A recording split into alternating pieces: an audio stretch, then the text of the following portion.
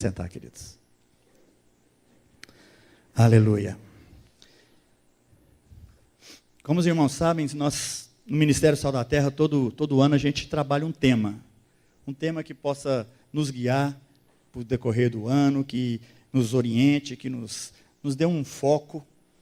E eu quero compartilhar um pouquinho a respeito desse tema no dia de hoje. O que nós vamos estar compartilhando aqui, nós já compartilhamos de alguma coisa parecida também, numa das nossas reuniões da liderança, e do finalzinho do ano passado, mas eu creio no meu coração a importância de a gente trazer essa palavra para a igreja como um todo. O tema desse ano que foi escolhido é baseado em Efésios 4:1. O nosso tema, vocês viram aqui quando foi projetado, é ande de modo digno da sua vocação. Essa forma mais curta que a gente colocou como nosso tema, vem do versículo de Efésios 4, capítulo 4, primeiro versículo, que diz: rogo-vos, pois eu, o prisioneiro no Senhor, que andeis de modo digno da vocação a que fostes chamado. Então, o apóstolo Paulo traz essa mensagem, e essa mensagem ela é fantástica, ela tem em si própria, esse versículo só, seria suficiente para a gente ficar horas e horas estudando, meditando pela riqueza, pela profundidade, pela intensidade dessas palavras e aquilo que o apóstolo queria trazer de ensinamento a todos nós. A riqueza desse versículo, não preciso nem falar, a palavra é rica, a carta de Paulo aos Efésios é riquíssima, os capítulos todos, mas esse versículo do capítulo 4, ele traz uma importância que, se a gente se atentasse a beleza dessa mensagem, queridos, eu vou te falar uma coisa. Eu não tenho dúvida que as nossas vidas seriam transformadas. Se a gente atentasse por aquilo que o apóstolo Paulo está aqui tentando trazer ao nosso conhecimento, e se tão somente a gente pegasse esse versículo e praticasse ele na intensidade, na plenitude do que ele diz, do que ele ensina, como a gente fugiria de situações, como a gente mudaria as realidades da nossa vida. Não quero ser exagerado quanto a isso, mas fale isso com toda certeza. Porque se a gente entendesse o que são os ensinamentos contidos nesse versículo, que a gente vai conversar um pouquinho aqui hoje, como a nossa vida poderia ser transformada. Como a gente deixaria, sabe, assim, de coisas, de manias, de coisas que a gente às vezes coloca na cabeça, coisas que a gente às vezes tem mania de agir, fazer, a gente seria tratado, a gente seria corrigido, consertado pelo entendimento desse versículo nas nossas vidas. E é sobre isso que a gente quer falar aqui um pouquinho. Esse é o tema, né? O andar de modo digno da sua vocação. Mas eu quero explorar, eu quero estudar o versículo de Efésios 4:1, né? Logicamente não na sua plenitude, a gente não teria tempo para fazer isso aqui dentro desse culto. Mas eu espero em nome de Jesus, que o pouco que a gente conseguir falar dele, possa ser muito. Muito não no sentido de excedente, mas muito no sentido do conteúdo para a sua vida, para a minha vida, para todos nós. Amém, queridos? Quem quer receber essa palavra aqui? Amém? Amém? Efésios 4:1. Rogo-vos, pois eu, prisioneiro no Senhor, que andeis de modo digno da vocação a que fostes chamado. Esse versículo então pode, com toda certeza, nos levar a desconsiderar dezenas de perguntas que às vezes nós fazemos para Deus. Quem aqui nunca fez uma pergunta para Deus? Quem aqui nunca soltou um porquê diante de Deus? Quem aqui nunca chegou para Deus e falou: Deus, por que assim, por que assado? Acabamos de compartilhar aqui uma tragédia, onde uma irmã nossa perdeu o pai, perdeu o filho, perdeu nora, e a primeira pergunta que a primeira coisa que vem na nossa cabeça é: Deus, por que isso? Por que o Senhor permitiu? Por que isso aconteceu? Por que esse acidente veio a ser tão fatal desse jeito? Quantos porquês? Quando a gente passa por um problema, quando a gente passa por uma dificuldade, quando a gente passa por uma situação que a gente não consegue explicar, ou que o nosso coração, a nossa razão acha que não são justos os fatos, as coisas que estão acontecendo conosco, primeira coisa que vem: Deus, por quê? E sabe, a gente estudando esse versículo aqui, eu posso te garantir, queridos, que muitas perguntas que fazemos, elas vão ser desconsideradas na nossa vida. Porque ao invés de eu ficar aguardando a resposta de Deus como se Ele tivesse a obrigação de me responder, eu vou compreender, no estudo desse versículo, que muitas perguntas, muitos questionamentos meus, são muito mais em função da minha curiosidade ou da minha forma de justiça do que propriamente a respeito de Deus em si mesmo. As minhas perguntas, ou as perguntas que você faz para Deus, elas são muito mais ligadas à sua carne do que a Deus. A gente acha que às vezes está sendo espiritual, fazendo muita pergunta para Deus, mas no fundo, essas perguntas, se a gente for ali dissecá-las, elas estão muito mais ligadas ao meu comportamento carnal e à minha forma de justiça de achar que Deus está sendo injusto por fazer o que Ele está fazendo, e por isso as minhas perguntas.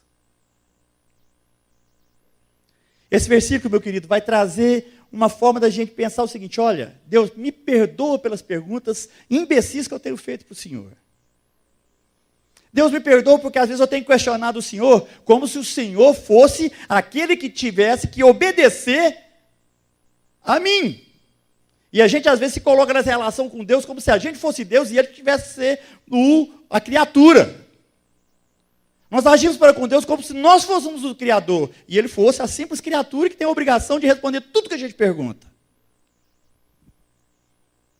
Esse versículo vai nos ensinar a desconsiderar isso, sabe, queridos? Nós vamos lembrar que essas perguntas, que estão muito ligadas mais à nossa vaidade, mais aos nossos caprichos, e não a uma necessidade de vida espiritual. Perguntas que seriam melhores se elas estivessem aniquiladas pela nossa disposição de servir a Deus. Aí Paulo fala: rogo-vos. Talvez não seja uma palavra ou um verbo muito utilizado por nós. Talvez dificilmente a gente chega para alguém e fala assim: meu querido, eu rogo-vos-lhes, né? A gente até entorta a língua para falar. Ninguém chega para alguém e fala assim: eu quero te rogar uma coisa. Isso aí parece que é uma coisa assim, parece estar mais num português arcaico. Mas é uma palavra que a gente tem que aprender um pouquinho a respeito do seu sentido, do seu significado e da sua intensidade. Porque quando Paulo faz aqui, rogo-vos, ele traz um conteúdo, ele traz aqui junto com esse rogar algo tão forte. Porque ele não está aqui simplesmente pedindo. Rogar não é pedir de qualquer jeito. Rogar, na verdade, é uma súplica intensa de alguém que quer verdadeiramente pedir. Mas não um pedido assim, se você puder, se não for incômodo, olha, se não fosse atrapalhar muito, sabe aquele pedido que você vem cheio de coisa, cheio de lado, cheio de dedo? Não. Quando Paulo diz rogo-vos, ele traz aqui uma força tão grande, porque é uma súplica que é muito mais que um pedido. É como se fosse um mandamento, é como se fosse uma ordem. Quando ele diz rogo-vos, Paulo traz aqui algo muito forte. Pastor Paulo Júnior, no seu livro DNA e Propósito, um livro que quem não tem eu recomendo, porque é um livro que fala da história do Ministério Sal da Terra, fala dos fundamentos do Ministério Sal da Terra, e todo o Ministério Sal da Terra hoje trabalha fundamentado, seus princípios, seus valores estão em cima aqui desse capítulo 4 de Efésios. Ele fala uma coisa muito interessante nesse livro, porque quando ele fala a respeito de rogar, ele traz alguns aspectos interessantes, porque ele traz o verbo rogar no sentido de uma disciplina. Isso é interessante, que personagem. Paulo, então, está disciplinando a gente aqui. Vamos entender, a disciplina ela tem 3 estágios. O primeiro estágio da disciplina é a instrução. Você instrui alguém. Então, quando você vai educar o seu filho, você chega para o seu filho e o instrui. Você não pode chegar simplesmente do seu filho e discipliná-lo porque ele fez uma coisa errada. Ele tem que saber que aquela coisa é errada. Então, aí, é o primeiro estágio da disciplina. A gente disciplina os filhos quando a gente os ensina. Quando a gente chega para eles e fala o seguinte: olha, não pode fazer isso por causa disso, disso, disso, isso aqui não é devido. Então, aquela primeira parte da disciplina, ela é instrutiva. Então, quando você instrui, se alguém é instruído a fazer alguma coisa, e não o faz, aí você tem que vir com o segundo estágio da disciplina, que aí é a disciplina que a gente chama de corretiva. Eu instruí, parece que a pessoa não entendeu, aí eu chego. Então, eu instruí meu filho, ele fez a coisa errada, então a segunda vez que eu chegar a ele, eu vou chegar para corrigi-lo. Porque só a instrução não foi suficiente. E aí você instrui. Se a pessoa, aí você corrige. Se a pessoa for instruída, foi corrigida e ainda assim está desobediente, aí vem o terceiro estágio da disciplina, que é o punitivo. Amém? Você instrui, se a instrução não é o bastante, você corrige, e se a correção não é o bastante, você pune. O que Paulo está trazendo aqui quando ele diz, rogo-vos, é exatamente uma disciplina no seu primeiro estágio. Porque ele está trazendo aqui uma instrução. Ele está trazendo aqui um entendimento para que a gente possa saber o que devemos fazer. Então ele fala, rogo-vos. Então ele está dizendo o seguinte, olha, eu quero instruí-los a andar de modo digno à vocação com que fostes chamado. Essa é a instrução que Paulo traz. Então, esse termo rogar tem esse peso da disciplina, no seu primeiro estágio, na sua parte instrutiva, para que aprendendo a respeito disso, nós possamos colocar isso em prática. Então, quando Paulo está falando aqui em Efésios 4:1, a respeito de andar de modo digno, ele não está aqui pedindo, olha gente, o dia que vocês estiverem andando por aí, se vocês lembrarem, tenta andar de modo digno. Não, ele está trazendo uma instrução que é para ser obedecido. Por isso que tem esse peso de mandamento, tem esse peso de ordem. Não é uma coisa que eu faço se eu quiser. Porque se você for falar assim, eu vou andar de modo digno se eu quiser, você já está provando uma rebeldia diante do Deus Todo-Poderoso, que é o nosso Senhor. Então ele traz esse peso da instrução, esse peso de que não é simplesmente um pedido, mas é toda uma instrução carregada de mandamento, de revelação, de carinho de Deus para conosco. Porque se a gente não andar de modo digno na nossa vocação, nós vamos entender a distância que nós nos colocamos de Deus. Amém até aí? Então, nessa instrução, nesse desejo de Paulo de fazer com que a gente aprenda, ele vem e roga para que a gente tenha a condição de viver a plenitude do que ele quer falar. Então, antes da gente especificar o que ele quer rogar, ele declara uma coisa interessante, ele fala assim, rogo-vos, pois, eu. E ele se apresenta de uma forma diferente. Ele não fala assim, olha, rogo-vos, pois eu, o apóstolo Paulo, o homem que viu Jesus, que foi derrubado do cavalo, o homem que está ligado a Deus. Não, ele fala assim, rogo-vos, pois, eu, prisioneiro no Senhor. Ele não traz aqui nenhum qualificativo, ele não traz aqui nenhum adjetivo para mostrar que ele era melhor que você ou que eu. Paulo não traz aqui o seguinte, olha gente, quem está falando não é qualquer um não, é o apóstolo Paulo. Não, porque o apóstolo Paulo foi alguém que à medida que foi amadurecendo, ele foi se diminuindo. O apóstolo Paulo no comecinho ele se dizia que ele era o menor dos apóstolos. Depois ele falou que ele era o menor dos santos. No final da conta ele fala que ele é o pior dos pecadores. Paulo, à medida que ele vai crescendo em fé, à medida que ele vai se amadurecendo em fé, ele vai cada vez mais entendendo que ele é muito menos do que ele achava que ele era. Hoje é tão comum a gente bater no peito e falar assim, olha, você sabe com quem você está falando? Hoje, por qualquer coisa, a gente acha que é melhor que o outro. Hoje, por causa de um cargo, por causa de uma posição, por causa de recursos, por causa de dinheiro no banco, por causa de uma série de coisas, a gente acha que é melhor que os outros. Paulo, cada vez que ele crescia mais, ele se achava pequeno, a ponto de chegar no final da sua vida dizendo, eu sou o pior dos pecadores. E quando ele diz aqui, rogo-vos, pois eu, prisioneiro no Senhor, nós temos muita coisa para aprender. Coincidentemente, quando Paulo escreveu a carta para os Efésios, ele estava preso em Roma. Ele estava dentro da cadeia, e de dentro da cadeia ele escreveu essa carta. Mas quando ele se apresenta aqui, eu quero te falar uma coisa. Ele não se apresenta como prisioneiro de Roma. E não se apresenta como sendo um prisioneiro que estava lá dentro daquela cadeia por conta de compartilhar a palavra de Deus. Quando ele se diz prisioneiro no Senhor, não é porque ele estava dentro da prisão.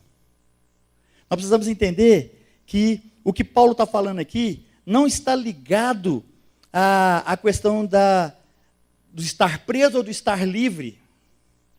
Porque mesmo se ele estivesse no local mais livre possível, ele se intitularia ainda, eu, prisioneiro no Senhor. Porque não era porque ele estava dentro de uma cadeia, mas por causa da sua postura. Ele estava falando de uma condição. ele se declarava preso no Senhor, no que diz respeito às suas atitudes, à sua postura, o seu estilo de vida, e não àquilo que estava à sua volta, não ao nome do ambiente a qual ele estava. Paulo poderia estar completamente livre em qualquer lugar que ele escreveria essa carta e colocaria da mesma forma: eu rogo-vos, pois eu, prisioneiro no Senhor. Porque ele está trazendo aqui o entendimento de quem ele achava que era, de quem ele se considerava. Ele estava falando aqui a respeito da sua identidade diante de Deus. Isso é muito profundo. Ele está falando aqui a respeito daquilo que era o título que ele mesmo se dava. Ele se intitulava prisioneiro do Senhor por causa do nível de comprometimento dele com Deus. E não por qualquer outra coisa. O nível de compromisso que ele tinha com Deus, ele se dizia: eu sou prisioneiro no Senhor. Porque o compromisso que ele queria ter com esse Deus era total. E para que ele tivesse esse compromisso total, para que ele tivesse esse compromisso absoluto, ele precisava agir como quem fosse prisioneiro desse Deus. Totalmente à mercê desse Deus. Então, queridos, o que Paulo está falando aqui é que, como prisioneiro no Senhor, ele comprometia-se absolutamente com a vontade de Deus. O seu título de prisioneiro no Senhor é para dizer o seguinte: olha, eu tenho com esse Deus um compromisso absoluto. Qual que é o nível de compromisso que nós temos com Deus? Qual que é o nível de compromisso que nós temos com essa palavra, com essa verdade? Qual que é o nível de compromisso que nós temos com tudo aquilo que a gente tem vivido? Nós temos aqui pessoas com décadas e décadas de andar com Deus. Nós temos pessoas aqui que já nasceram dentro de uma igreja. Mas a pergunta é: qual que é a disposição do seu compromisso com Deus? O de Paulo era absoluto. Por isso ele se intitulava prisioneiro no Senhor. Veja que não é prisioneiro do Senhor, é prisioneiro no Senhor. Agora, só pode ter compromisso absoluto, queridos. Só tem jeito a gente ter um compromisso absoluto com Deus se também tivermos um senso de gratidão absoluta diante de Deus. Eu só consigo ter compromisso com Deus de fazer o seguinte: Deus, o que o Senhor falar, eu estou disposto a fazer, se eu tiver a disposição absoluta também de agradecer por tudo aquilo que Ele tem feito. E quando eu falo de ser grato diante de Deus, é ser grato por todas as coisas. Ainda que você não tenha a resposta das perguntas que provavelmente você gostaria de fazer. Ser grato diante de Deus é você poder pensar o seguinte: Deus, que bom que o Senhor fez. Que bom que o Senhor operou. Que bom que o Senhor agiu, ainda que a minha mente não consiga explicar. Quando os discípulos saíram 2-2, que Jesus mandou que eles fossem para as redondezas e pregassem, e curassem, e fizessem isso, aquilo. Vocês já ouviram a gente falar isso aqui? Eles voltaram todos animados. Chegaram assim: Jesus, Senhor, nós oramos, teve gente que curou. Nós oramos, teve gente que teve demônio que saiu das pessoas, foi embora. Deus, foi maravilhoso. Aí Jesus olha para eles e fala assim: olha, queridos, que bom, mas vocês tinham que estar alegres, não por isso, mas porque o nome de vocês está escrito no livro da vida. Será que a gente tem noção disso? Você sabia, querido, se você é cristão, se você tem Jesus no seu coração, se você já se converteu a Ele, se você já entregou seu coração a Ele, você sabia que o seu nome está escrito no livro da vida? Sabe o que quer dizer isso? Ninguém pode apagar, ninguém pode remover, ninguém pode roubar a sua salvação. Você sabia disso? E isso é motivo total, absoluto de gratidão. Tem gente que briga com Deus como se Deus tivesse que fazer outras coisas, sendo que Ele já fez tudo, Ele já te garantiu o seu nome, está lá escrito num livro da vida que ninguém pode apagar e ninguém pode tirar.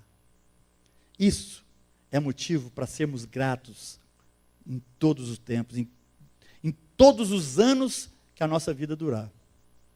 Quanto tempo você vai viver, eu não sei. Não sei. Estamos aqui compartilhando essa tristeza de uma família. Se você perguntasse para eles ontem quanto tempo eles acham que ia durar, hoje já não estão conosco mais. A vida é muito frágil, sabe, querido? A vida é muito frágil. E por isso nós temos que ser constantemente gratos a Deus. Por aquilo que Ele é.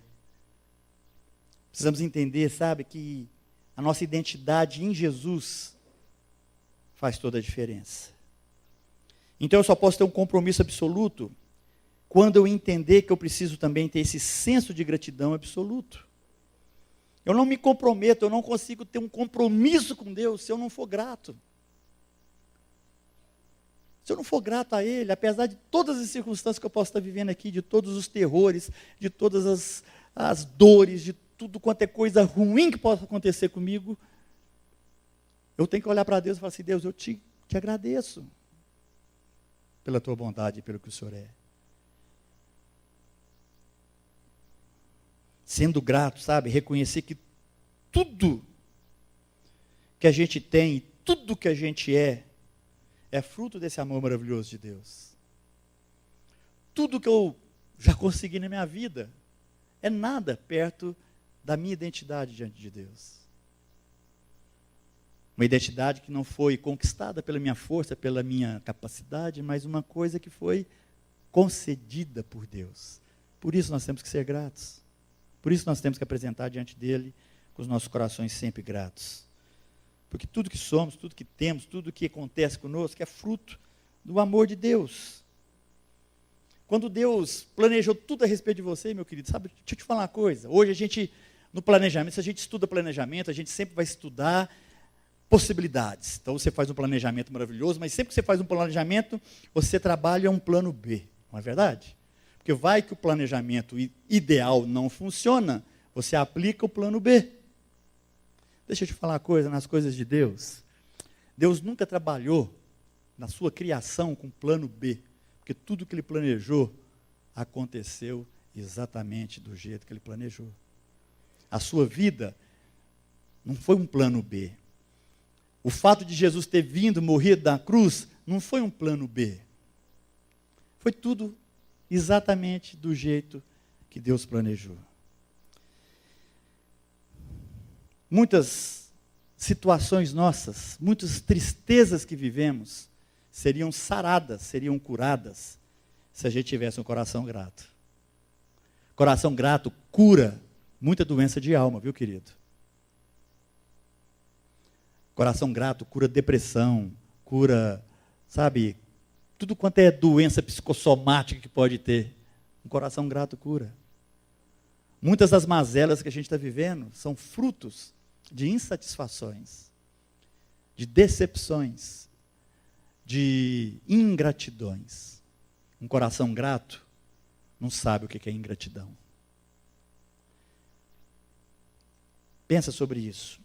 Só que tem outra coisa, para que a gente tenha um coração grato, para que a gente tenha essa gratidão absoluta, aí eu vou falar uma coisa que às vezes as pessoas assustam. Nós precisamos ter um senso de miséria também absoluto. Porque eu só consigo ser grato quando eu chegar à conclusão de que eu não sou ninguém. Eu só consigo agradecer a Deus quando eu chegar à conclusão que eu fui totalmente agraciado por Ele com aquilo que Ele fez em Jesus. Porque se eu acho que eu tenho alguma coisa, se eu seguro alguma coisa, se eu acho que eu sou melhor que alguém, eu nunca vou conseguir ser grato na sua plenitude. Paulo, por isso que eu falei, Paulo, nos seus últimos dias, ele dizia que ele era o pior dos pecadores. Ele se sentia miserável. E só quando a gente se sente miserável é que a gente consegue ser grato por tudo que Deus fez. Isso pode dar um nó na cabeça. A gente pode, às vezes, ficar pensando assim, poxa vida, mas credo, o pastor exagerou aqui hoje. Não, querido. Esse senso de miséria, sabe, acerca de nós mesmos. Então, vamos entender o que é ser miserável. O que Paulo, então, quer nos ensinar com isso? Ser miserável é a gente entender que não existe nenhuma virtude em nós mesmos. Não tem nada em mim para que vocês aplaudam. Não tem nada que eu faça, que eu mostre, que eu revele, que eu ensine, que é bom em mim mesmo. Porque tudo que é bom vem do Pai. Então, entender que essa virtude não existe, entender que nós podemos e devemos ser miseráveis diante de Deus para que a gente não conte com nada nosso. Porque tudo que é espiritual, presta atenção nisso, tudo que é espiritual tem origem no que é espiritual. E não naquilo que é natural. E às vezes, quando eu tenho alguma coisa no meu coração de achar que eu sou melhor que alguém, alguma coisa nisso ou naquilo, esse sentimento, ele é natural. Ele nunca vai me trazer peso espiritual, porque natural não gera espiritual. Natural só gera coisa natural. Está claro, querido? Está me entendendo? Amém? Posso ouvir um amém?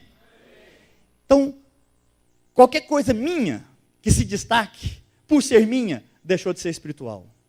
É carnal, é natural e, portanto, não produz nenhum peso de glória, de graça, de espiritual na minha vida. Então, esse senso de miséria é ter esse entendimento. É você ter a consciência de que o que Deus quer é sempre o melhor para mim. É ter a consciência de que quem sou eu para falar não para Deus? Quem sou eu para falar não para aquilo que Deus está estabelecendo na minha vida? Ser miserável, ter esse senso de miséria, é compreender que ainda que Deus fale a coisa mais estranha que você possa escutar, se é de Deus, faça. O senso de miséria é quando você fala assim, Deus, eu não tenho nem ideia por que o Senhor quer isso, mas porque o Senhor está falando, eu vou fazer. Pedro era pescador, pescou a noite inteirinha, não pegou nada. Aí lá para de manhã cedo, chega Jesus na praia e fala assim, Pedro, joga suas redes do lado de lá. Aí Pedro ainda fala assim, Senhor, nós pescamos a noite inteira e não pegamos nada, mas pela sua palavra eu vou lançar as redes. E quando ele lança as redes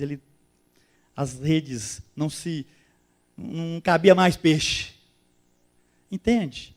Ser miserável é entender que mesmo naquilo que nós somos qualificados, nós continuamos miseráveis. Pedro era pescador, ele podia ter muito bem falado para Jesus assim, Jesus, cada um na sua, né? O senhor fica aí na sua com o pai, mas pescar é comigo. Não mistura as coisas, não. Não, mas sabe o que Pedro fez? A palavra de Jesus, ele se dispôs a obedecer. Isso é o senso de miséria. O senso de miséria é quando você tem certeza de uma coisa, mas quando Deus fala, você fala assim, Deus, eu tinha certeza até aqui, mas depois que o Senhor fala, agora não é mais a minha certeza, mas é a vontade do Senhor para ser manifesta. Isso é senso de miserabilidade. E nós precisamos disso, porque senão nós nunca seremos verdadeiramente gratos àquilo que Deus tem feito por nós. Aí Paulo fala então, como prisioneiro do Senhor, eu rogo-vos para que andeis de modo digno.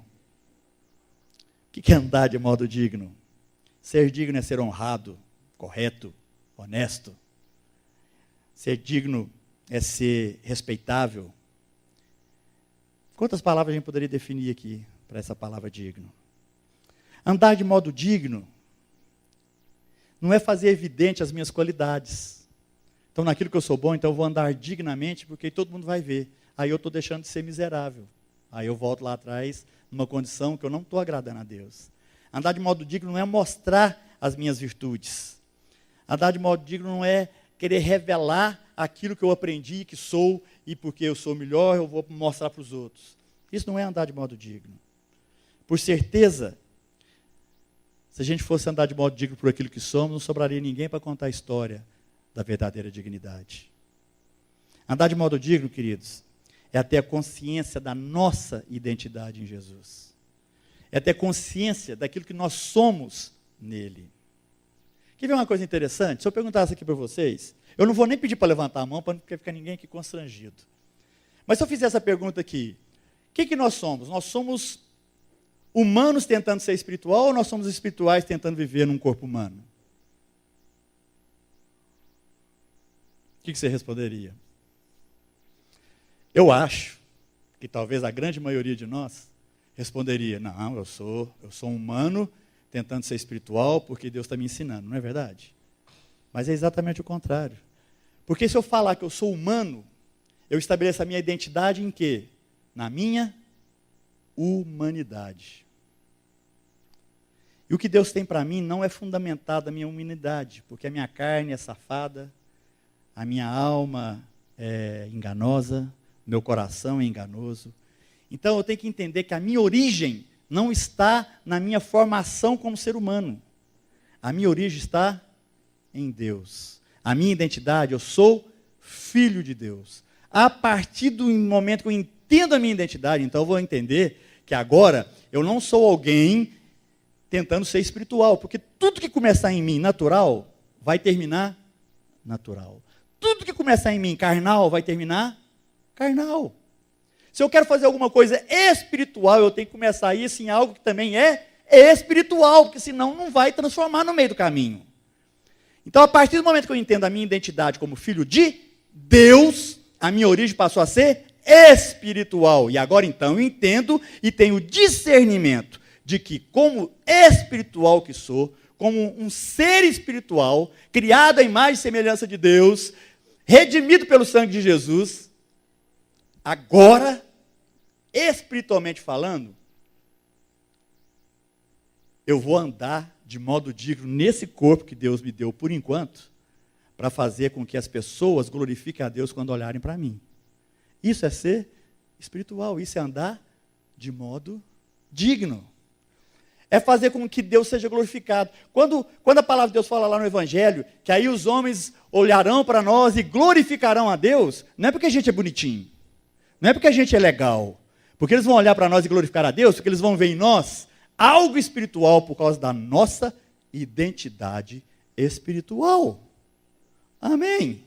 É isso que faz a diferença. Então, eu sou um ser espiritual, guardado, criado, abençoado por Deus, e que agora andando nesse corpo natural, até que eu tenha um corpo glorificado no céu, eu vou trabalhar para que as pessoas vejam o que eu estou fazendo, para que as pessoas vejam o modo digno como eu estou andando, e glorifiquem a Deus, por pensar o seguinte, ó, esse cara verdadeiramente é de Deus, e vão glorificar a Deus. Vão querer conhecer a Deus, porque eu estou andando de modo digno, porque agora eu estou fazendo visível a identidade de quem eu sou em Deus. Amém? Está complicado? Parece complicado, mas não é, queridos. A questão é de quem eu sou em Deus. E andar de modo digno é isso, é eu ter a consciência de que eu sou, e assim agir como o Pai age, falar como o Pai fala, andar como o Pai anda. Isso é andar de modo digno. Esse que Deus tem requerido de nós.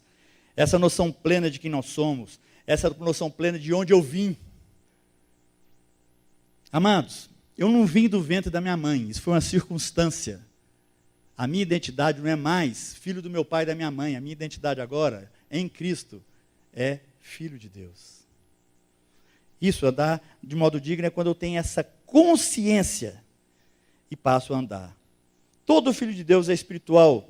E essa tem que ser a nossa referência. Porque eu só vou conseguir promover, gerar, ou fazer com que as pessoas glorifiquem a Deus ao olharem para mim, se eu me portar como espiritual que sou.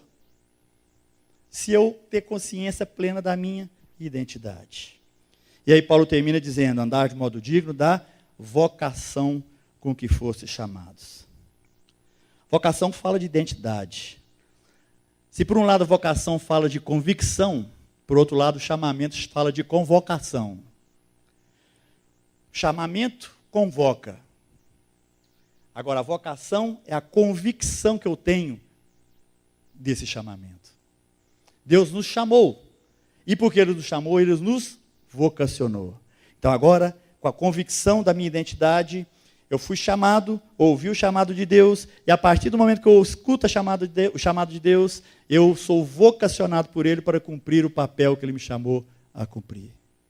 Então eu vou andar de modo digno, executando, fazendo aquilo que Ele me chamou a fazer. Para entender a nossa vocação, querido, nós precisamos entender aonde nós estamos. Nós precisamos estar em Cristo. por estarmos em Cristo, nós então vamos exercer a vocação que fomos chamados. E o povo vai glorificar a Deus quando olharem para nós. Esse é o nosso papel. É isso que Paulo está pedindo aqui. Paulo então está chamando a cada um de nós aqui para que, vocacionados, nós possamos ter êxito nas coisas espirituais. Não nas coisas naturais. As coisas naturais são sombras, se você vai ter sucesso naquilo que você faz naturalmente, no seu trabalho, na sua especialidade, isso é um mero detalhe. Deus quer que você seja vitorioso no andar dignamente, para que o nome dele seja glorificado através das suas ações. Evidentemente que Deus pode usar aquilo que você é, naquilo que você se preparou, podem se tornar ferramentas nas mãos do Senhor para que a sua identidade seja estabelecida, seja revelada. Mas tem gente que procura a vocação firmar-se nas ferramentas, nos utensílios, nas coisas, como se isso fosse revelar quem você é. A gente tem isso para ajudar. Então nós vamos andar de forma digna, nós vamos andar de modo digno, sabe assim, sem querer, sem pensar, sem sonhar em ter êxito nas coisas, mas andando, sabendo que em Deus nós já tivemos êxito em tudo aquilo que se diz espiritual. Amém, queridos? Só cumpre a sua vocação quem não tem dúvida da sua identidade. Deus nos chamou para várias coisas. E no exercício plural da igreja, na sua pessoa, na minha, nas nossas vocações, é que ele vai cumprir o propósito dele até a volta de Cristo Jesus, o Senhor. Então é preciso, é necessário, é importante que nós, tendo senso da nossa miséria, tendo uma gratidão absoluta, com um compromisso também absoluto, nos sintamos como prisioneiros do Senhor para andarmos de modo digno a vocação com a qual fomos chamados. Amém? Quem é você em Cristo?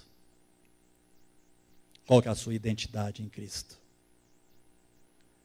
Qual que é a sua vocação nele? Independente da resposta que venhamos a dar, o que Paulo instrui, manda, o que Paulo destaca nesse versículo, é que você, com toda essa compreensão, ande dignamente para o exercício da sua vocação, para que os homens o vejam, para que os homens te vejam e glorifiquem a Deus que está no céu. Amém, querido? Que esse versículo, que é o nosso tema durante todo esse ano, possa fazer toda a diferença na sua vida. Quando você tiver com muito questionamento, sabe? Quando você tiver com muita pergunta, assim, parece que Deus não está respondendo, senta um pouquinho, abra sua Bíblia e lê Efésios 4:1. De quebra você pode ler o livro de Efésios todinho. O que não falta aqui é resposta do que Deus já fez por você e de que você não precisa mais manter essas perguntas inadequadas diante da presença dele. Saiba quem você é, querido. Não tenha dúvida da sua identidade. Uma crise de identidade na nossa vida espiritual traz um prejuízo muito grande. Então, que ao invés dessa crise, você possa ter a convicção de quem você é nele. E nesse andar dignamente você possa ser um instrumento de bênção nas mãos de Deus, que Deus quer que você seja. Para a honra e glória dele, porque afinal de contas aqui tudo é para ele, por meio dele e nele. Porque nós somos miseráveis. Amém? Que Deus te abençoe, que Deus te conceda muita graça e que Deus te ajude a compreender cada vez mais esse andar dignamente, nesse senso de miséria, de gratidão e de compromisso com ele. E que o Deus Todo-Poderoso seja louvado. É a nossa oração em nome de Jesus. Amém? Graças a Deus.